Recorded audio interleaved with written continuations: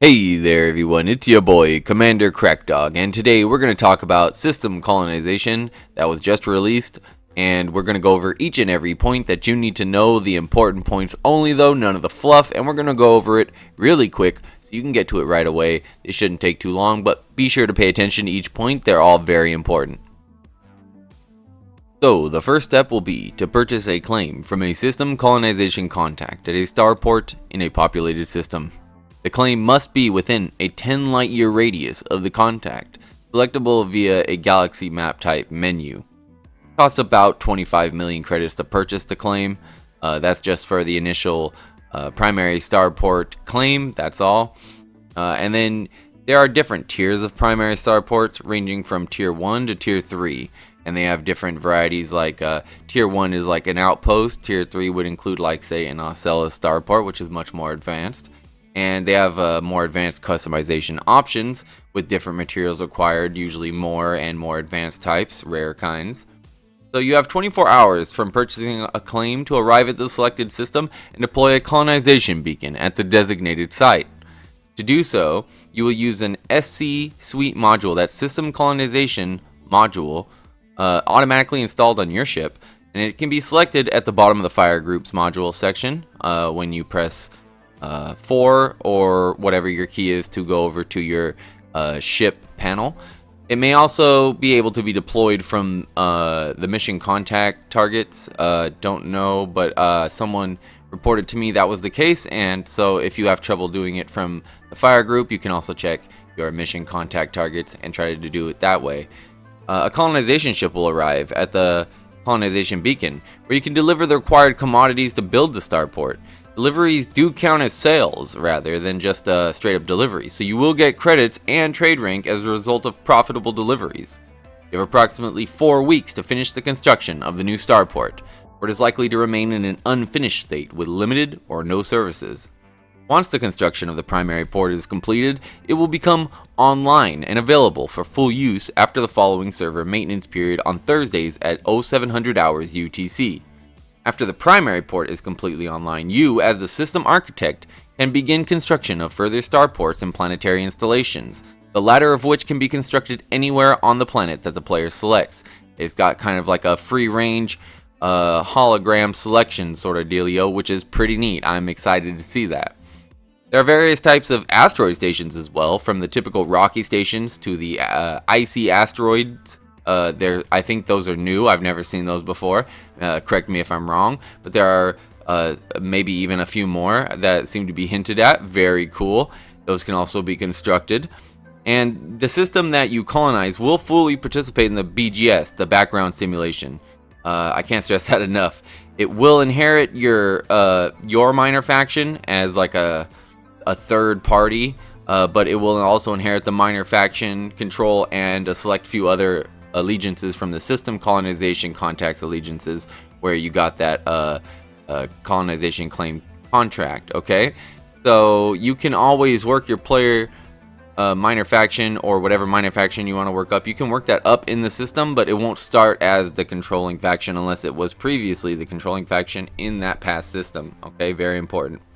As a system architect, you receive regular income from your system's economic advancement, depending on what sort of economy, what sort of industry, and how many starports you have, and what sort of advancements they have, like upgrades and all that, and also where they're placed, what trade routes they are able to maintain, stuff like that, all the BGS stuff. You will get income from that, and it will be paid to you, the system architect. So it really does pay to colonize. The more systems, the better, I guess, in this case. Colonized systems and settlements can be named. I don't know if you can name the systems themselves yet. It doesn't seem like that's an option or that it's being offered, but please, if you guys know in the comments, let me know, because that would be awesome, but that doesn't seem to be the case. However, settlements and stations can be named. You can use a predetermined scheme to name your stations, your starports, that the game has available for you. So presumably like a last name of a famous artist or explorer or scientist, and then like port, hub, dock, whatever word afterwards.